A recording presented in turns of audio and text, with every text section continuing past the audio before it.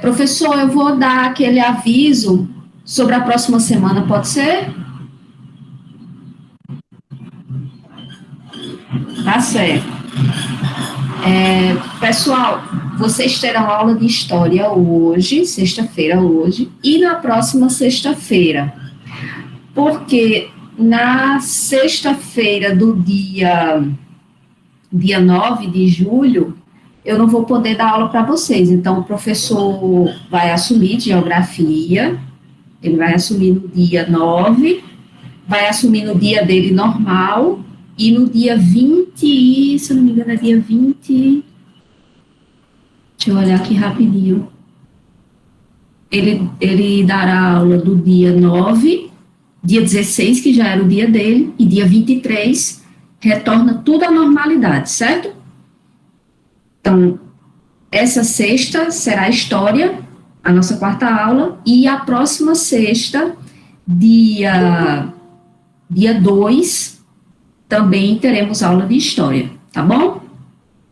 Aviso dado, compareçam, a presença de vocês é muito importante. E vamos à nossa aula 4. Vou colocar aqui na apresentação.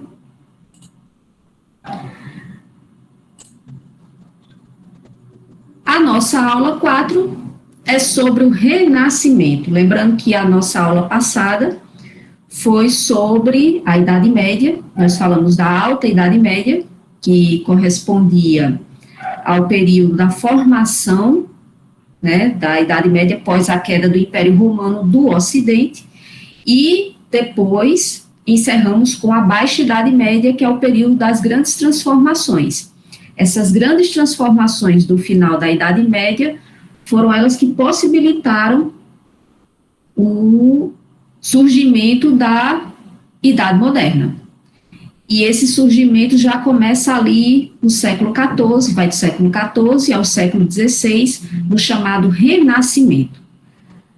A palavra já diz, né? Já nos diz alguma coisa. Renascer. Mas renascer de onde? Essas transformações que nós vimos na Baixa Idade Média, a vida, o retorno da vida urbana mais forte, as feiras, a introdução do dinheiro na compra, né? Não era mais as feiras não eram mais a partir das trocas, mas a partir do dinheiro. Então, todas essas transformações, a conhecer um pouco do Oriente, né, por causa das estradas que os soldados das cruzadas abriam, então tudo isso possibilitou uma nova mentalidade na população medieval. E essa nova mentalidade trouxe transformações. Eles acreditavam que o período da Idade Média correspondia, o período anterior correspondia a um controle muito grande, a uma presença enorme da religiosidade. Deus era o centro de todas as coisas e o ser humano deveria se reprimir nesse sentido. Já com o retorno urbano e comercial, se começou a pensar na valorização do ser humano em si. Não que eles tenham a população tenha se tornado ateia, né, ou pelo menos os grandes artistas, mas eles acreditavam que o ser humano era uma figura, era uma criação tão divina, Deus caprichou tanto no ser humano, que deveria sim ser valorizado. Então, o renascimento significa nada mais, nada menos do que um movimento cultural, um movimento filosófico, um movimento econômico, que traz o retorno daquilo que foi abandonado durante a Idade Média, que é a cultura grega e romana. Lá estamos nós de volta um pouquinho à antiguidade, só que agora tem um diferencial. Então, é muito importante nesse período trazer o que foi esquecido durante a Idade Média, que durante 1000 anos não se era mencionado, que era a cultura grega e a cultura romana, principalmente a parte filosófica e a parte artística, só que agora com novos elementos. O que a gente precisa entender é que esse renascimento cultural, comercial e etc., começou ali nas cidades italianas. A gente viu que Florença, Gênova e Veneza eram as principais cidades que tinham maior comércio, que passaram a dominar as principais rotas comerciais até o Oriente. Então, essas três cidades, elas se destacaram. Essas três cidades tinham uma burguesia mais enriquecida. E quem era essa burguesia? Era parcela da população que vivia do comércio e também aqueles que tinham aberto bancos, os banqueiros, responsáveis pelas trocas de moedas, porque cada cidade tinha sua própria moeda, e assim eles iam enriquecendo, né, pela guarda do dinheiro, né, comercial e etc. Então, as principais rotas eram as de Gênova, Veneza e Florença. E eram elas que tinham as principais feiras, eram elas que saíam por outras localidades, por outras regiões, levando novidades. Não que existissem só elas, mas eram as principais. Como elas eram as principais, foi lá o renascimento, elas foram o berço desse renascimento. Né? Todas essas transformações urbanas e comerciais trouxe a riqueza, e com a riqueza trouxe a valorização da cultura. Então, parte da burguesia enriquecida fazia questão de investir nas artes, de investir na literatura, na filosofia, e não só a burguesia, mas também a igreja passou a investir em alguns artistas. A gente não pode esquecer, para quem já teve a oportunidade, ou quem já viu em algum lugar, o teto da Capela Sistina, que foi feita pelo artista Michelangelo. A Capela Sistina foi uma encomenda da Igreja Católica para que o artista Michelangelo retratasse ali os motivos, né, bíblicos.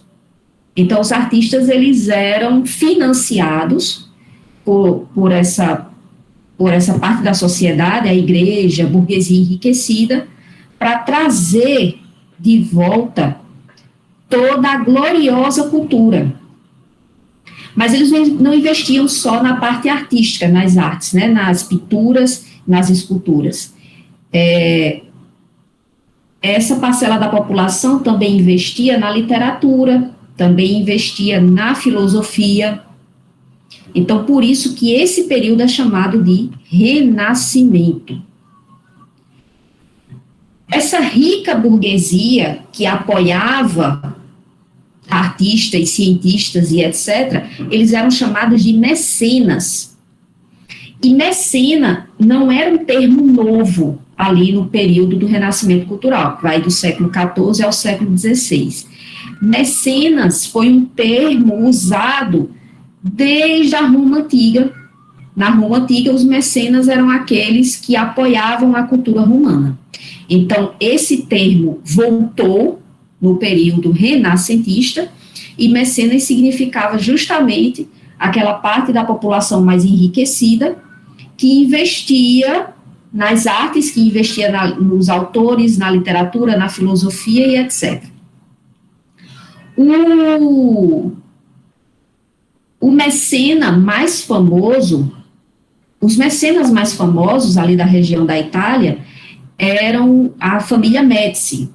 E o mais famoso deles foi Lourenço de Médici. Por quê? Porque foi ele que incentivou, foi através dele que Maquiavel escreveu a obra O Príncipe. Já ouviram falar dessa obra? É a obra mais famosa de Maquiavel. Inclusive, é a partir dele que hoje se usa um termo que pessoa mais maquiavélica, que pessoa mais malvada, mas a gente vai entender os motivos pelos quais Maquiavel escreveu O Príncipe e o que realmente está na origem disso tudo. Lourenço de Médici, ele era um mecena, investia, né, nos artistas da região, mas ele também era governante. E ele acabou perdendo o posto dele, a posição dele, para um outro governante, que era pertencente da igreja católica da região, e isso levou Maquiavel a escrever uma obra na qual nessa obra ele dá conselhos de como se manter no poder e não perdê-lo. Então, é daí que vem aquele termo, né? Os fins justificam os meios. Por quê? Porque Maquiavel, durante todo o livro, ele dá uma série de incentivos para que um governante, ele governe de modo que ele seja temido e que ele não seja amado. É melhor, para Maquiavel, nesse caso de Lourenço de Médici, que tinha perdido o poder, ele diz, é melhor você ser temido pela população do que ser amado pelo povo. E toda a obra são conselhos que ele dá a Lourenço de Médici, a obra O Príncipe. Essa obra foi financiada pela família Médici e algum tempo depois eles acabaram voltando ao poder, mas até hoje a obra O Príncipe influencia muito, né? Outros filósofos influenciam também alguns governantes né? Com essa perspectiva de que é mais importante se manter no poder do que perder o poder para outro. Nada democrático, né? Mas foi daí que o termo foi avançando, e quando quer dizer que uma pessoa está cometendo atitudes malvadas, se chama de maquiavélico, né? Mas, na verdade, Maquiavel não tinha nada... Quando ele escreveu a obra, ele não pensava em ser maldoso, ele pensava só em dizer, olha, você precisa ter certos comportamentos para poder se manter no poder. As características gerais do Renascimento, e aí eu coloquei uma obra considerada um rascunho do Leonardo da Vinci, que era considerado o maior artista em todos os sentidos.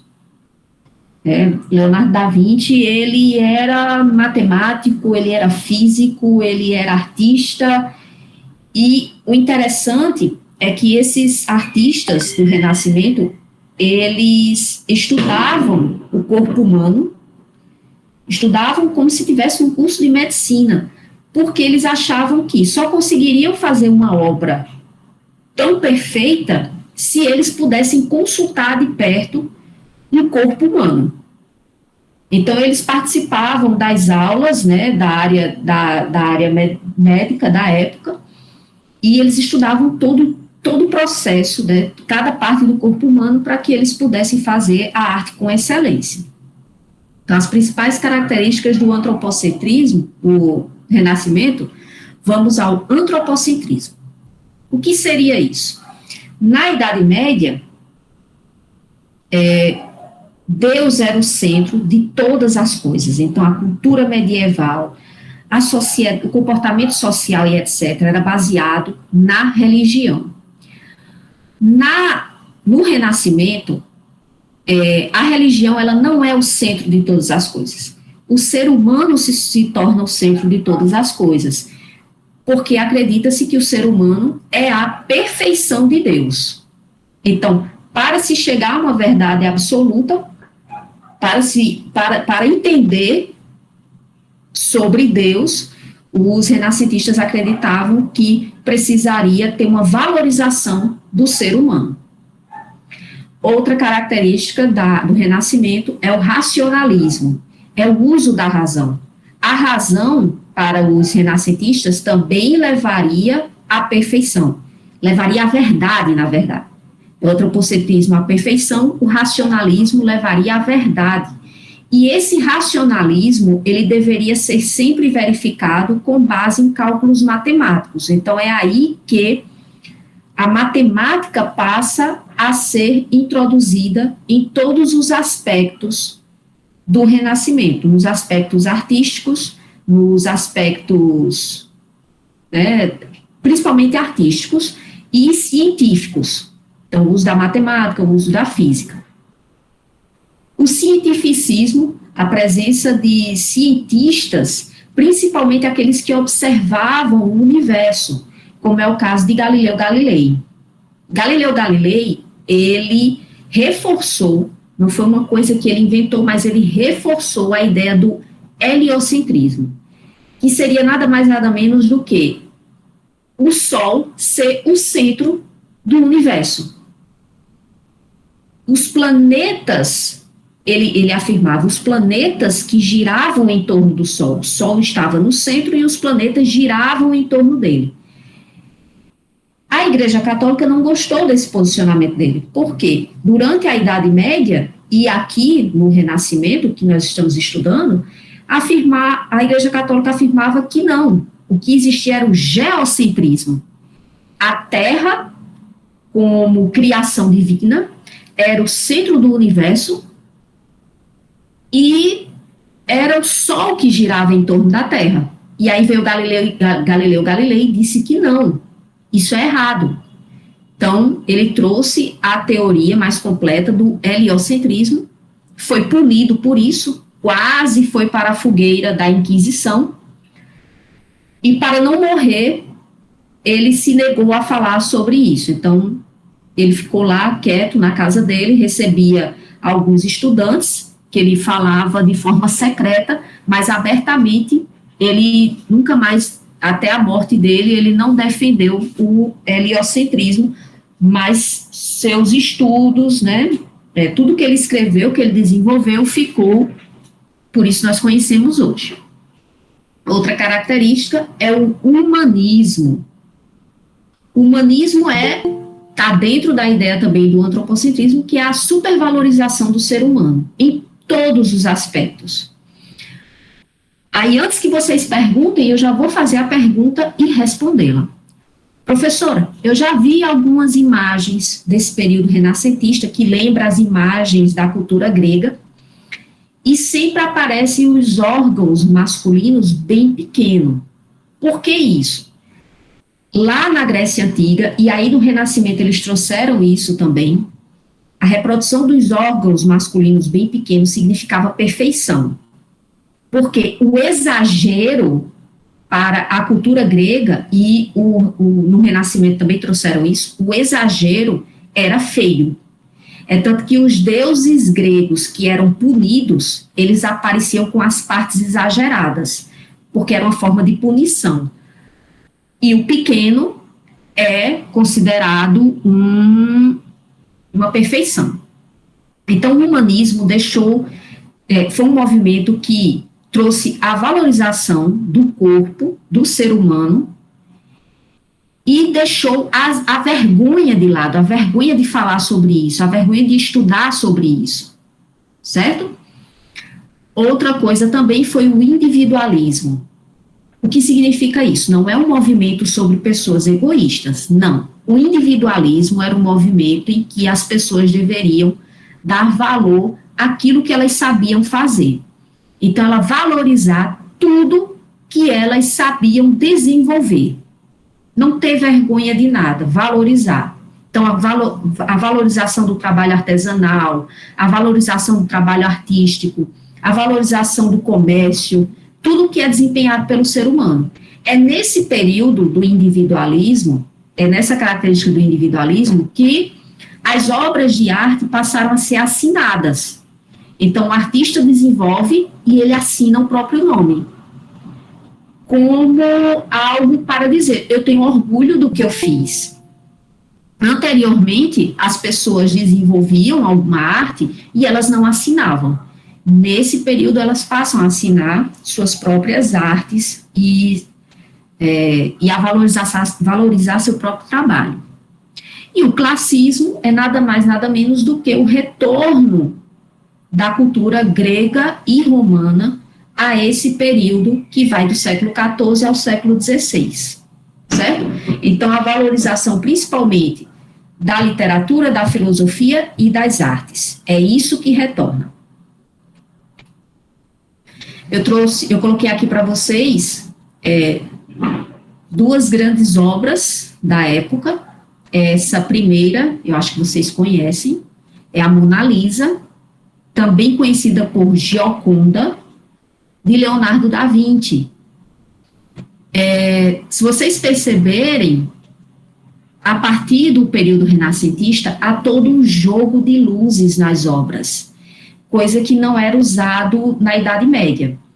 As artes da Idade Média, elas sempre eram voltadas para a religiosidade e elas eram muito simples. Não tinha a presença do jogo de luz, não tinha a ideia de profundidade. Aqui a gente vê que está a Mona Lisa na frente e atrás tem todo um cenário. Em todas as obras artísticas desse período tem todo um cenário que é a ideia da profundidade. Essa outra obra é chamada de Pietà, foi encomendada pela Igreja Católica ao artista Michelangelo. As obras, as esculturas, elas procuravam ser bem detalhadas, o mais detalhista possível. Por isso que eles estudavam o corpo humano. Então, percebam que todas as partes, aqui a representação de Nossa Senhora segurando Jesus, né, com Jesus nos braços, depois que ele sai da cruz. Então, aqui, Michelangelo procurou deixar perfeito, e olha que isso daqui é de mármore, né, ele procurou colocar a perfeição do corpo humano nessa obra. Literatura renascentista. Além do filósofo, né, o Maquiavel, com a obra O Príncipe, tem outro também que se destaca, que é Erasmo de Roterdã, com o Elogio da Loucura. No livro O Elogio da Loucura, Erasmo, na verdade, ele faz uma crítica à sociedade da época. Ele critica justamente a ideia de valorizar tanto a religiosidade, ter tanta vergonha ou esconder do que o ser humano produz. Então, de uma forma um pouco cômica e também alfinetando bastante, ele coloca nomes de pessoas da época e ele faz essa sátira à população que está nessa transição. Também é importante lembrar que o incentivo à literatura veio em conjunto com a descoberta da imprensa, né, mais ou menos no século XV, por Gutenberg. Então, como foi possível produzir livros, então a disseminação do conhecimento foi maior. E aí o movimento começa a se expandir para outras regiões da Europa. É o exemplo da obra Dom Quixote, de Miguel de Cervantes. Dom Quixote é uma obra espanhola, e ele fala sobre a cavalaria medieval, só que em decadência. Né?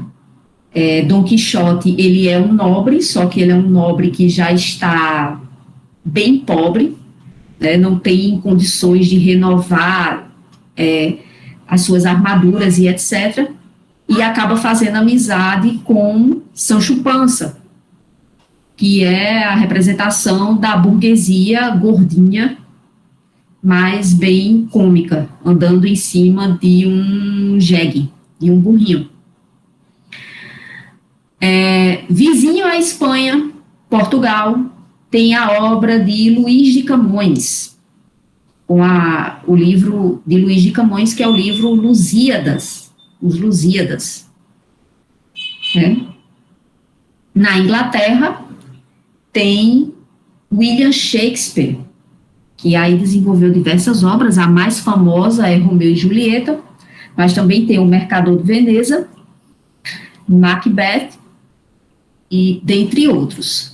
Shakespeare é interessante, porque Shakespeare também criticava muito a sociedade inglesa. E ele não criticava de uma forma amenizada, ele era bem explícito. As obras de Shakespeare saíam tanto em livros, quanto também viravam peças teatrais. E hoje em dia, quase todos os seus livros viraram filmes. Hoje, na indicação de filmes, a gente vai ver.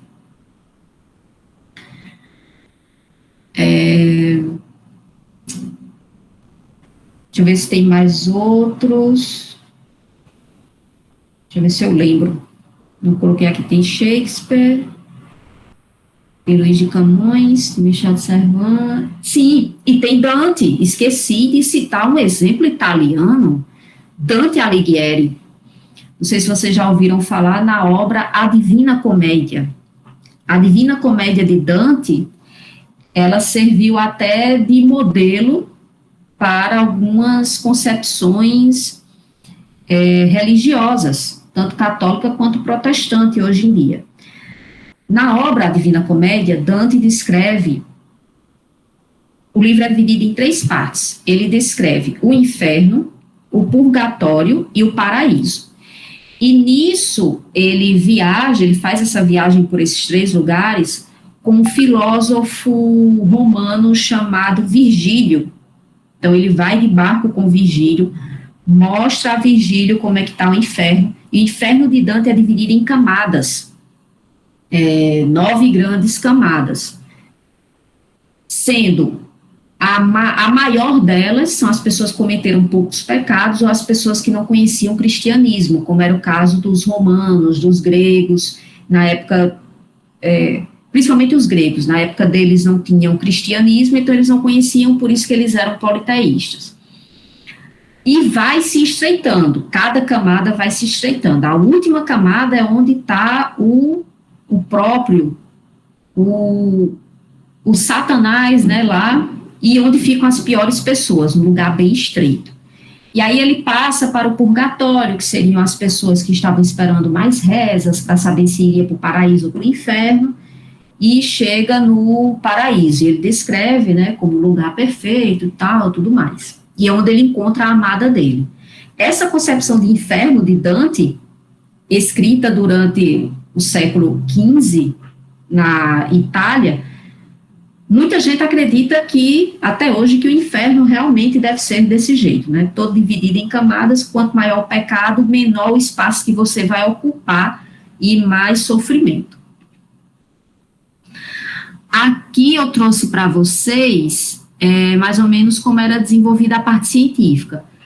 Essa imagem que o Sol está no centro e tem a Terra, né, girando em torno, o lado que fica mais claro, que é o dia, o lado que fica mais escuro, que é a noite, foi a primeira noção que se teve do heliocentrismo, do Sol lá parado no universo e o planeta, nesse caso a Terra aí, girando em torno dele, o que levaria os dias e as noites.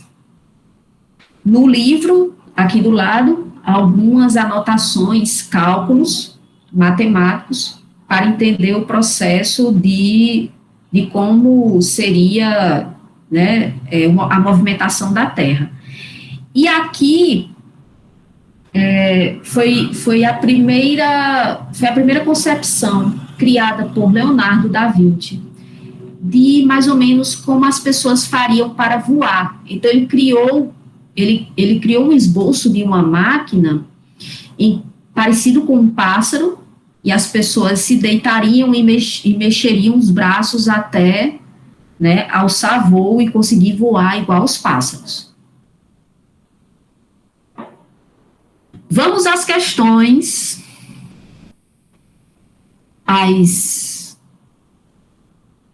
as questões de Enem sobre o período do Renascimento, período muito importante para a história. Vamos ao Enem 2020, questão recente. Sempre que se evoca o tema do Renascimento, a imagem que imediatamente nos vem à mente é a dos grandes artistas plásticos e de suas obras mais famosas, amplamente reproduzidas e difundidas até os nossos dias, como a Mona Lisa, a Última Ceia, de Leonardo da Vinci, o Juízo Final, a Pietà e o Moisés de Michelangelo, assim como as inúmeras e suaves Madonas de Rafael, que permanecem ainda como modelo mais frequente de representação da Mãe de Cristo. Como veremos, de fato, as artes plásticas acabaram se convertendo no centro de convergência de todas as principais tendências culturais renascentistas. Nikolai Shevchenko, o Renascimento. Esse movimento cultural inserido no processo de transição da modernidade europeia, caracterizou-se pela validação da teoria geocêntrica. A gente viu na aula de hoje que o geocentrismo foi defendido durante a Idade Média, era defendido pela Igreja, e significava que a Terra ficava no centro, parado, e era o Sol que girava em torno dela. Então, não está correto. Durante o Renascimento, os cientistas defendiam, principalmente Nicolau Copérnico, defendia o heliocentrismo. Legitimação das tradições aristocráticas. Renascimento não significa a valorização das tradições aristocráticas, né? A afirmação dos princípios humanistas é a nossa resposta correta. Sim. Princípios humanistas seria o quê? A valorização, a supervalorização do ser humano, além do seu corpo humano, de tudo que o ser humano pode produzir, certo? 2, Enem 2014. A filosofia encontra-se escrita neste grande livro que continuamente se abre perante nossos olhos, isto é, o universo, e que não se pode compreender antes de entender a língua e conhecer os caracteres com os quais está escrito. Ele está escrito em língua matemática, os caracteres são triângulos, circunferências e outras figuras geométricas, sem cujos meios é impossível entender humanamente as palavras. Sem eles, vagamos perdidos dentro de um obscuro labirinto. Galileu Galilei, o ensaiador. No contexto da Revolução Científica do século XVII, assumir a posição de Galileu significava defender. Eu citei agora há pouco o nome de Nicolau Copérnico. Copérnico, ele foi o primeiro a dizer que não era o Sol que girava em torno da Terra, era a Terra que girava em torno do Sol. Mas ele não conseguiu comprovar isso em cálculos matemáticos. Quem conseguiu comprovar isso em cálculos matemáticos foi Galileu Galilei. Por isso que o heliocentrismo é associado a ele. Então, no contexto da Revolução Científica do século XVII, assumir a posição de Galileu significava defender a continuidade do vínculo entre ciência e a fé dominante da Idade Média. A gente já viu que não. Renascimento procurou cortar totalmente toda a influência da Idade Média. É por isso que eles chamavam a Idade Média de Idade das Trevas. B. A necessidade de um estudo linguístico ser acompanhado do exame matemático. C. Oposição da nova física quantitativa aos pressupostos da filosofia escolástica. É a resposta certa. Por que não a B, professora? Para eles, não é que os estudos linguísticos precisassem de um cálculo matemático para ser comprovado. Não tinha como fazer isso. Mas a presença da nova física com a filosofia escolástica é a característica do racionalismo da Idade Média e é característica também do cientificismo, certo? Vocês vão estudar um pouquinho isso em filosofia também. Enem 2013. Nasce aqui uma questão. Se vale mais ser amado que temido, ou temido que amado? Responde-se que ambas as coisas seriam de desejar, mas porque é difícil juntá-las. É muito mais seguro ser temido que amado, quando haja de falar uma das duas. Porque dos homens se pode dizer, de uma maneira geral, que são ingratos, volúveis, simuladores, covardes e ávidos de lucro. E enquanto lhes fazem bem, são inteiramente teus. Oferece-te o sangue, os bens, a vida, os filhos, como acima disse, o perigo está longe. Mas quando ele chega, revoltam-se. Maquiavel, na obra O Príncipe. A partir da análise histórica do comportamento humano e suas relações sociais e políticas, Maquiavel define o homem como um ser munido de virtude, com disposição nata a praticar o bem a si e aos outros. Maquiavel não está descrevendo, e não é o objetivo dele descrever isso na obra O Príncipe. B. Possuidor de fortuna, valendo-se de riquezas para alcançar o êxito na política. Maquiavel não diz que não basta só ser rico para ser um político de sucesso. Para ele precisa ter as demais características e uma delas é a de ser temido. Sociável por natureza, mantendo relações pacíficas com seus pares, é o oposto da obra O Príncipe. Naturalmente irracional, vivendo em um estado pré-social e, portanto, seus direitos naturais, não. Aí seria uma volta, né, a outras características, e não é isso que Maquiavel dá como conselho. E letra E, guiado por interesses, de modo que suas ações são imprevisíveis e inconstantes. Essa é a resposta correta. Letra E. 4. Enem 2010. O príncipe, portanto, não deve se incomodar com a reputação de cruel, se seu propósito é manter o povo unido e leal. De fato, com uns poucos exemplos duros, poderá ser mais clemente do que outros que, por muita piedade, permitem os distúrbios que levem ao assassínio e ao roubo. Novamente, Maquiavel. No século XVI, Maquiavel escreveu O Príncipe, reflexão sobre a monarquia e a função do governante. A manutenção da ordem social, segundo esse autor, baseava-se na inércia do julgamento de crimes polêmicos. Ele não está falando sobre isso, né? Se isentar do julgamento de crimes. Da bondade em relação ao comportamento dos mercenários, também não. Compaixão quanto à condenação de transgressões religiosas, também não, né? Neutralidade diante da condenação dos servos, jamais. Conveniência entre o poder tirânico e a moral do príncipe. Eis um resumo da obra.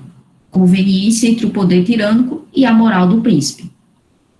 4, letra E. 5, Enem 2011. Acompanhando a intenção da burguesia renascentista de ampliar seu domínio sobre a natureza e sobre o espaço geográfico, através da pesquisa científica e da invenção tecnológica, os cientistas também iriam se atirar nessa aventura, tentando conquistar a forma, o movimento, o espaço, a luz, a cor e mesmo a expressão e sentimento.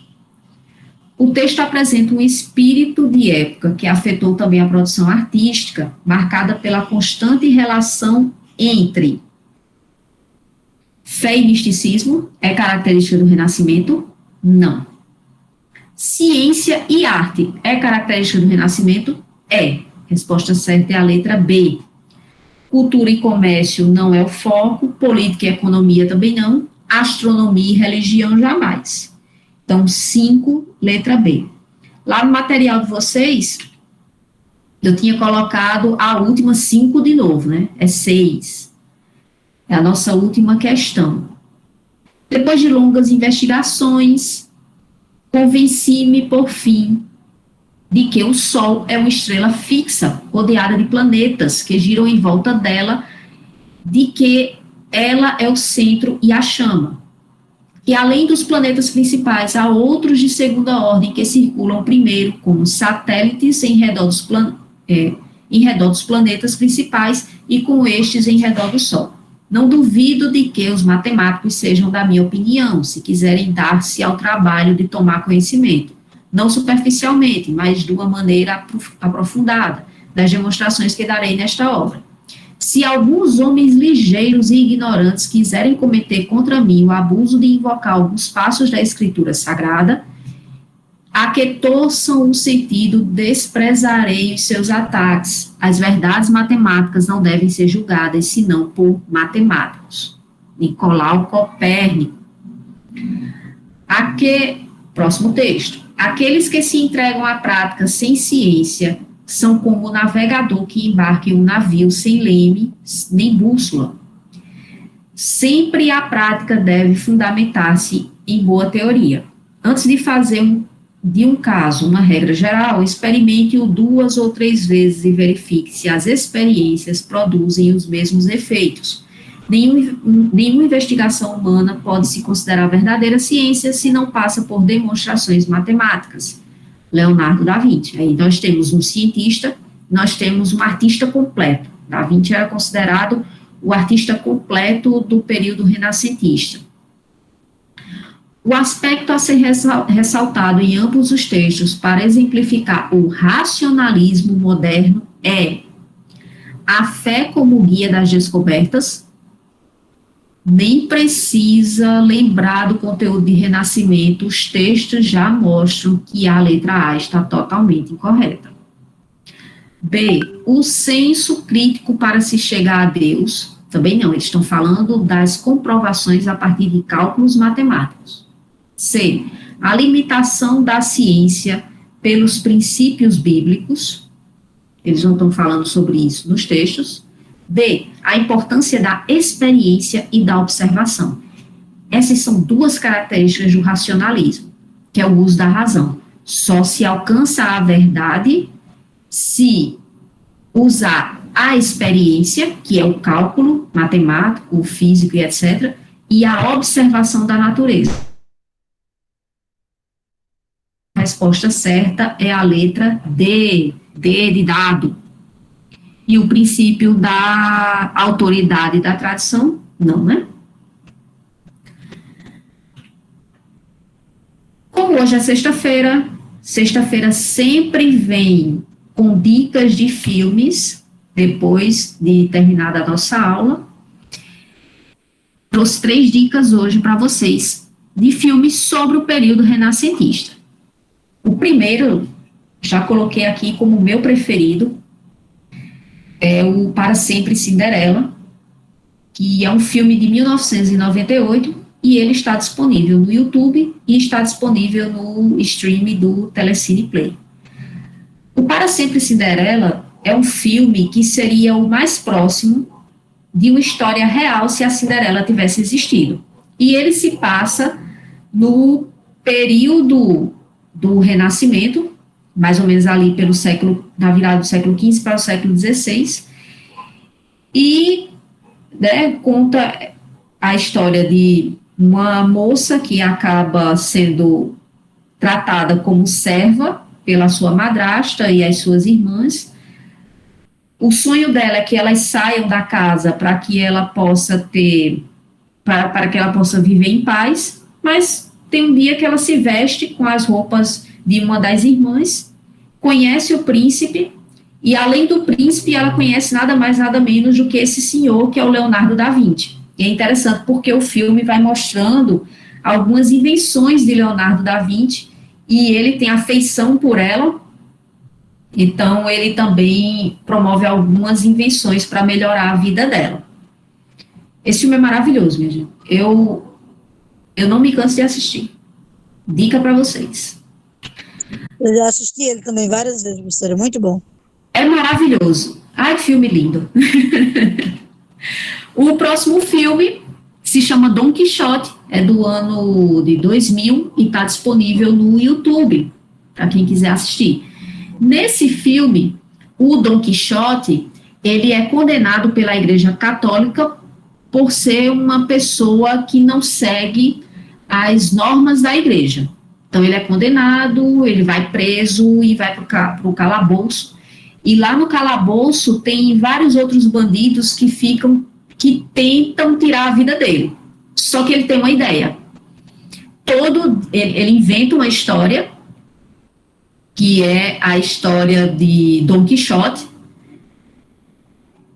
Sim, quem vai preso é Michel de Cervantes, e aí ele inventa a história do Dom Quixote, e toda noite ele conta um pedacinho dessa história. E assim ele vai sobrevivendo, e os bandidos não o matam. Então, esse filme, ele é um pouco histórico, é um pouco também de comédia. Está disponível dublado e legendado no YouTube. O terceiro filme é O Mercador de Veneza. Ele é baseado na obra de Shakespeare. Ele é do ano 2005, está disponível no YouTube, só tenham cuidado, porque lá tem uma versão uma versão cortada, né, ela tá muito, é uma versão que ela é muito tendenciosa, porque além de ser dublado, tem uma outra pessoa que fica dublando por cima, colocando outras, colocando outra imagem no filme, né, colocando uma outra intenção do filme. E a versão que realmente é completa, tem mais de 2 horas, foi publicada pela Noemi Sportella. Está dublado, também tem uma legenda para quem quiser, mas para quem quiser pode tirar a legenda, mas é um filme dublado e ele é a versão correta do filme, é a versão certa. O Mercador de Veneza é nada mais, nada menos do que um personagem criado por Shakespeare, judeu, e aí ele um jovem apaixonado por uma mulher nobre pede um empréstimo a ele, e esse empréstimo deve ser pago no período de 3 meses. Foi uma bolada enorme. Shakespeare está nada mais, nada menos tratando como os judeus, que eram os banqueiros na Inglaterra durante o período renascentista, qual era a relação desses banqueiros com a sociedade e também como é que eles eram vistos. A Igreja Católica tratavam eles com negligência porque dizia que o empréstimo era usura, era proibido, as pessoas não deveriam lucrar em cima de algo que era emprestado, né? E assim era assim como os judeus enriqueciam na época, né? Hoje em dia não tem como você pedir um empréstimo e não pagar com juros. Os judeus já faziam isso na época e eles eram criticados por isso. Essas foram as nossas dicas de hoje. Oi. A senhora já. A história de Joana d'Arc aconteceu de verdade? E tem algum filme sobre ela também? Tem o filme Joana d'Arc com Mila Malkovich, é a melhor versão. Joana d'Arc existiu sim, foi a chamada ali na Guerra dos 100 Anos, e ela foi a guerra entre França e Inglaterra. E ela realmente se apresentou como uma pessoa que escutava vozes e ela tentou orientar o exército a vencer a guerra. Todo o processo quase todo, assim, os finais da guerra foi com a ajuda dela e no final ela acabou sendo condenada.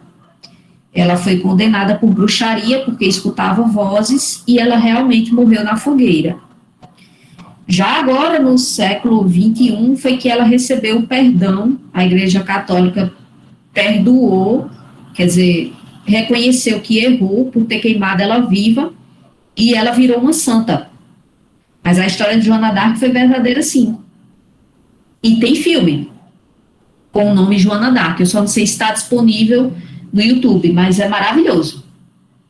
Recomendo também.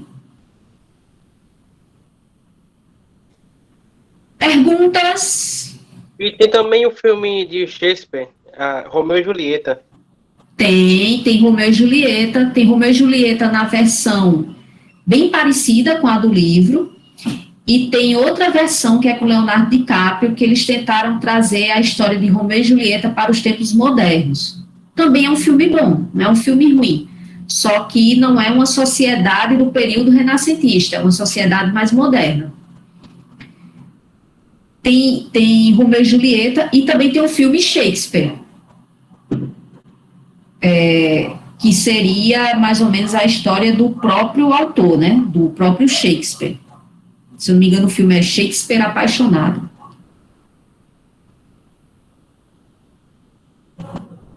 É isso. Alguém lembra mais? Próxima semana eu trago para vocês a formação do absolutismo e, se tudo der certo, a gente também começa a falar sobre como é que Portugal chegou aqui. Estamos chegando perto da história do Brasil, minha gente. Vamos ver o processo de colonização. Mas antes de ter a colonização, os países europeus precisaram se organizar, porque a Idade Média, as regiões não eram divididas em países, então teve que ter a demarcação territorial de cada país, a formação dos estados absolutistas, né, que é o reconhecimento do rei como poder central, para depois eles começarem a querer riquezas em outros lugares, porque a riqueza comercial ali indo para o Oriente pelas estradas italianas, principalmente as de Gênova e Veneza, eram muito caras. Então, tudo isso a gente vai ver na próxima aula, próxima semana. Certo? Ok. Pois bem, então vamos encerrar nossa aula de hoje. Vou deixar o gabarito para ser colocado lá no YouTube. Qualquer dúvida, deixem lá um comentário que eu respondo, certo? Boa noite para todos.